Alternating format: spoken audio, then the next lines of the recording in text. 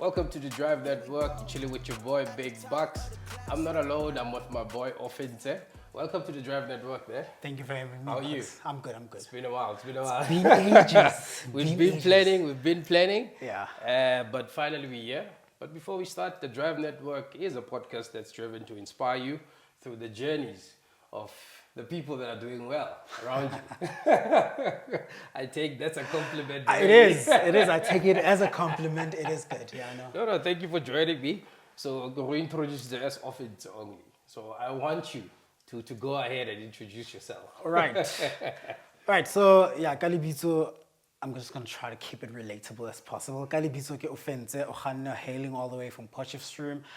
I don't like calling it a small town. It's a city. Yeah, people call it a small town. I don't get it why. But anyway, yes, I am a 31-year-old, recently turned 21, 31 actually. About 21 is fine. about 12 days ago. I am, a 31-year-old homosexual man, an all-rounder, a liker of things. I consider myself one of the youngest upcoming successful people we're yet to have in the country, hailing from my own town or city. I'm many things. It's difficult to describe myself in words because I don't think there's enough or amount of words that one can ever describe themselves on. Otherwise, we're gonna sound so cliche and we're gonna sound alike. I like that. So we're gonna get into it. We'll get to know her Ofentse Oganne and where he's going. Mm-hmm. So I love the fact that it's energetic. It's still early, and we're pumping it to say the future is looking bright. Mm-hmm. And I'm happy, and I love the energy already. But then, I think for me, before we get to the juicy part, you're driving a nice car. Thank you. Good brand. And I believe that every car has a story to it, right? Yeah. And I think my question to you is, what inspired the choice and why that particular car? What's the story behind it? There's quite a lot of reasons or inspirations that I drew from. Firstly, I know this might sound far-fetched, but back in the day, the Bucks 501s. I'm not much of a car fanatic, but for me, this particular car, when I went into it, I wanted something that speaks for me before I even step out of it. I wanted comfort. I wanted to feel like I'm on top of the world. I don't want to feel the road. Yeah. And this particular car as well is, it like I said, it introduces me before I could even say anything. And it also is a confidence booster. Absolutely. There is no way in hell you can step out of that car and not feel... Absolutely no way. Yeah. That car is a beast. Yeah. Yeah, and it's luxury. And like I said, I'm a liker of things. And man... I get so emotional talking about that car because it's not just, for me, it's not even just the drive. It also tells about the journey of where one comes from and where one is going. And it's a fast performing car. Luckily, I'm not a speed fanatic. But when I'm in it, I always wonder, is my life really fast paced? Mm-hmm. What was I thinking when I opted for this car? Was it for show? Definitely not. But is it something that is fulfilling? What kind of fulfillment am I getting from this? I mean, I know when I drive into the office, it's always that thing that, oh, it's Ofentse. Oh, we saw your car parked downstairs. Yeah. That's why I thought I should come say hi to you. I mean, I hardly go to the office, but when I'm there, people know that I'm there. Yeah. So yeah, I mean, it's a feel-good car. I love that. And it's supposed to make you feel good. Absolutely. You work hard. You need to play hard. And you need to enjoy it. I must say, it's a correct brand, right? It is. And you know what? Normally for me, when I think growing up with a curious mind, right? Curious mind, and I think for the other kids or guys that are coming behind you, when they see you with this particular car and they see you as this confident Ofentse, they also want to understand what is it that Ofentse does, And what has been the challenges in your journey of becoming? Obviously, you're still also going far. What's the challenges and what's the highlights? I'm going to take it back to childhood. I wouldn't say I had a rough childhood. I think I had a comfortable childhood like most of my peers, especially those that I grew up with. Obviously raised by a single mother and a great-grandmother. My mom was unemployed, my grand was retired, but it was that thing that I've never felt like I was in lack of anything. That woman made sure that whatever it is that she could put for me on the table or on my back, I had. And that is one other thing that kept me going. That's one thing that drove me down to this path or road to or for success. So the challenges, I think the biggest challenge that I've ever had to encounter in my life was the loss of my mom. In 2013, I remember I was in campus, in class, got a random call to say somebody breaking the news to me thinking that I already knew. And then from that moment, it was lights out. I passed out on campus. When I woke up, I was already in Porch. I don't know how. But that woman's passing, because I'm the only child. And I don't have... Rest in peace, yeah. Thank you so much. I didn't have anything or anyone to fall back on. So it was a challenge, but it was also something that strengthened me. Absolutely. Because at that moment, I knew that, Yeah. you are not, who are you, o tlo kopa mang tjhelete toiletry. And I share the same experience, right? I also lost my mom while I was in varsity. And the finding out was particularly the same. Yeah, hectic. So it takes me back as well, right? But yeah, and I like that you chose to make it something that really drives you, because you understood at the time, and this is exactly how I felt, that it's either you lose it completely now, or you use this as a driving force behind you. And I'm happy that you've done this. I get a bit emotional, but I'm happy that you. I'm happy. I mean, challenges. No, man, guys. Yeah. No, I've never had challenges. I mean, even if in terms of sexuality. Yes, It has absolutely. always been those things that if somebody was to come at me about my sexuality, I'd be like, Ofentse Oganne. Yeah. I always had my academics to clap back on. And growing up as well with soccer, you would know. Yeah. I played soccer too, so Yeah. I was an all-rounder type of thing. So it was difficult to get me down, and also I wasn't that much of Mutua starter that much. So I knew right and wrong. I knew what to refrain from or who to fraternize with or associate myself Absolutely. with, so to speak. But I think I had the emotional intelligence at a tender age to know what to waste my time on. Not necessarily waste, but what to focus on and what not to focus on. And then I'm lucky, I'm fortunate enough, I've seen you grow up, you know. But for somebody who hasn't seen you, right?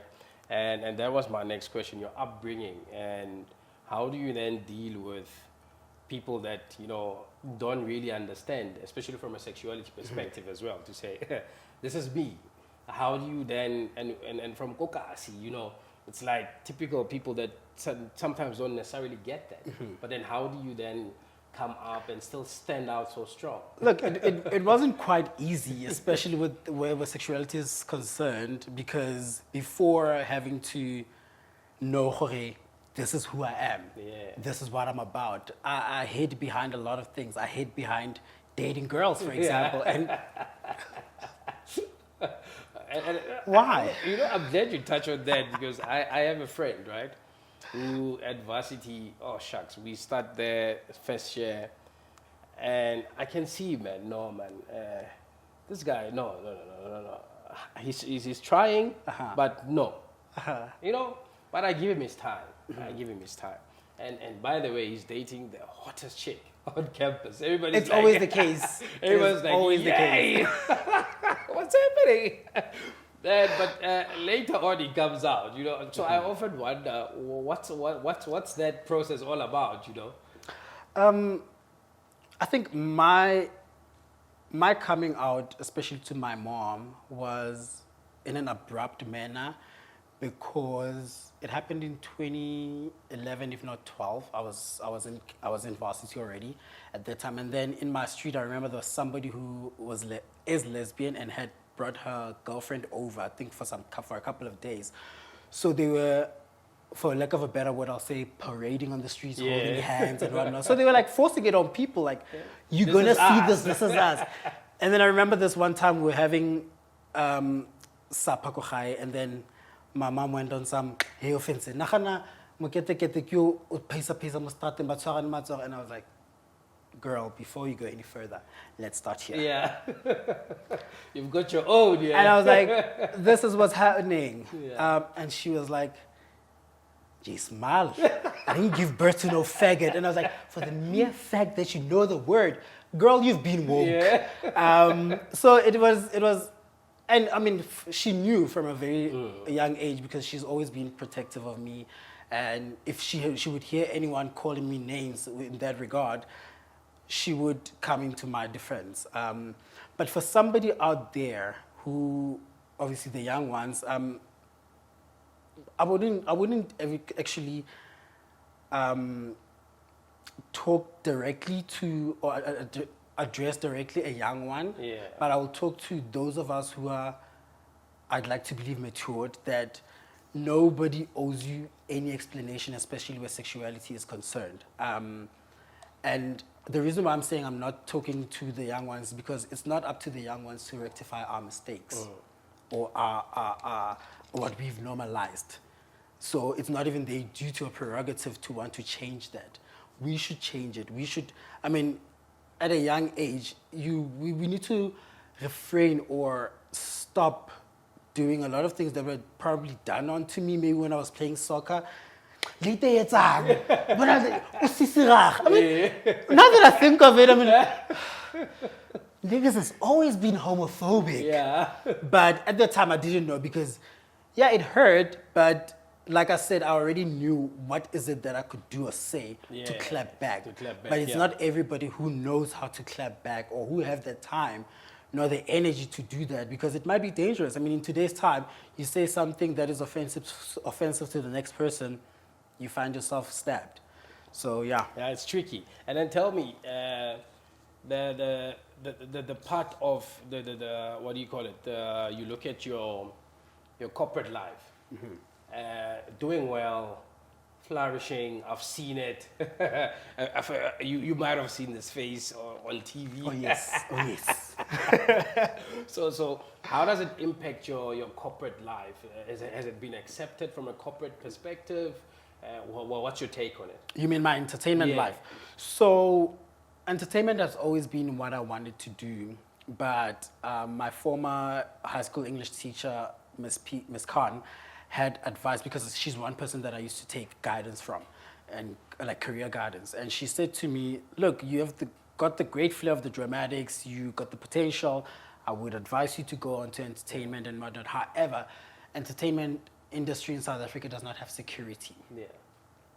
I would rather you go follow the academic route so that you have something to fall back on, so that should that not work out. So right now, I mean, it's been how many years? 13 years later that I feel like, you know what? Because in the year 2022, that's when I got my first modeling gig where I was a brand ambassador of an underwear brand. So that's when I was like, actually, no, man, I got potential for this. And then Twitter was a buzz. I remember I got a lot of requests and other people opting to do my PR, manage my social media. I was like, it's not that much of a big deal because I'm not doing this for the financial part of it. It's just for me, it's something that I'm passionate about. Call it a hobby right now.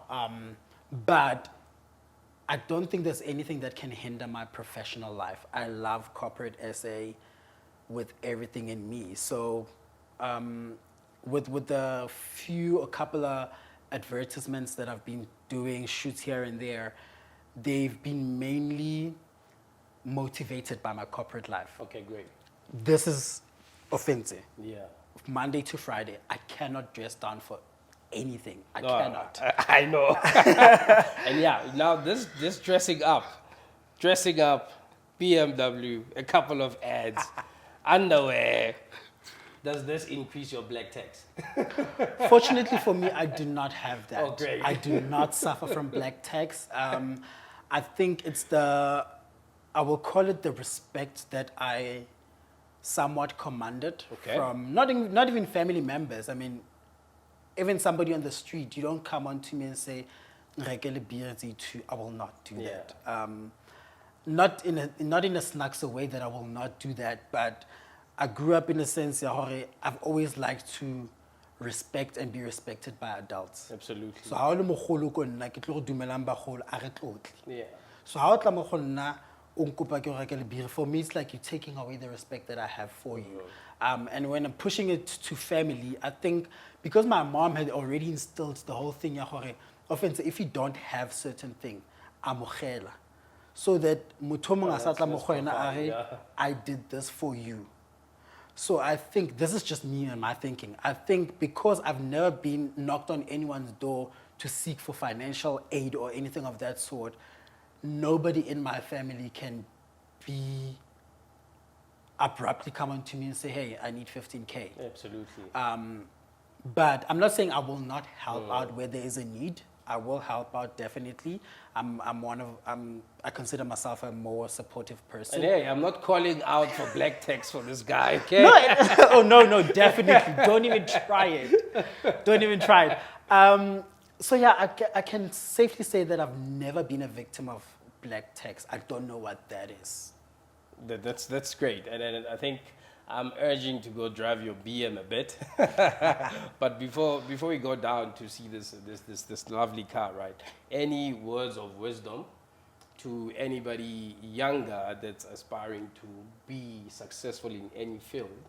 And yeah, I think yours is multi-dimensional in a sense that it could be from a corporate world, could be from media, it could be from just ordinary motivation, and it could be from younger guys that are saying, I want to come out. And how do I go about it? So, well, with the coming out part, come out when you're ready. Nobody really needs to come out. But in terms of success, I mean, success is different per person. It's relative. I don't think there's anything that one can say you do this in order to succeed. One thing that I know for sure is that we cannot all be successful through academics. Yep. Find your niche. Know what works for you. Know what is it that you're good at. Work on that. Capitalize on that. See how best possible you can make money out of that. I mean, in today's time, we've got, what do you call this? TikTok, Instagram.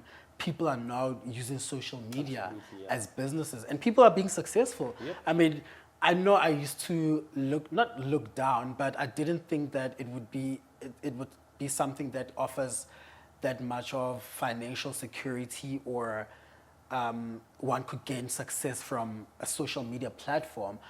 But yay, when you see the content creators, the influencers, when you see their houses or what they do, their whips, you're like, really?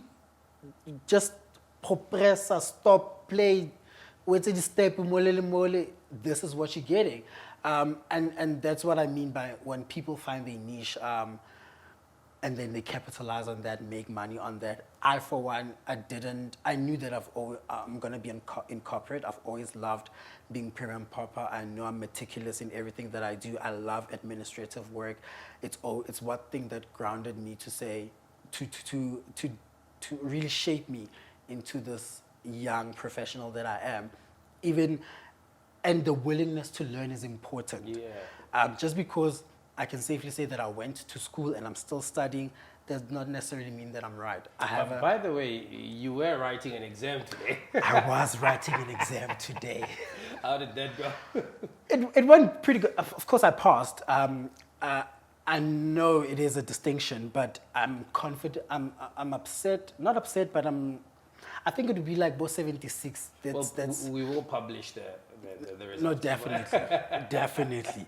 I think for me, I wrote well. I know I put too much effort into my studies. obviously working and studying is not easy, and doing entertainment, modeling, presenting is also not easy. Presenting, dating anyone? No. Okay, move along. One this step, I give you a motivation.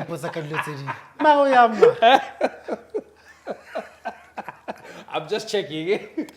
So yeah, where corporate is concerned, if you know that you maybe want to be in corporate, I remember at first I didn't look when I was job hunting, or when I was doing what I thought was job hunting. I wasn't even looking at call center jobs because it's such an environment that is shunned upon. We speak ill of it. People look down on it, and little did I know that that's what's going to be my first step. Starting in a call center environment, and at that moment I was like, what am I doing here? And it was Afrikaans dominated business, and I was like, I'm from Poch, and like Boiti said, I'm on a worldwide mission. Yeah. You would never catch me in the office speaking Setswana, Sesotho, Sesotho. It's always English and Afrikaans, and I was like, you know what, I'm going to use this. I like to call it manipulating, but positive manipulating. Yeah. I use it to my advantage to say that, let me create this environment, a safe environment for me and my colleagues, so that I get what I want. And in that, I gained their trust, and it was a secure space for me. And I paved my way. I worked my way up, and to where I'm at right now, I'm like, wow. Kijk net daar. Dat heeft gewerkt. Wow. Exactly. We from Poch, by the way. But hey, let's, I think, yeah, those words of wisdom, I get them. And yeah, let's go see this whip that makes him smile when he goes home. Be my Benzo Banky. Be my baby. Shot. Motion going. That's gone quite well. I mean, it's you have to work with what you have in front of you, and just embody it and make it your own. I don't think there's anything that's difficult for one to do. We're all equipped to do whatever that is put in front of us. So, absolutely. Yeah, Mike, it's a porch. No. Absolutely.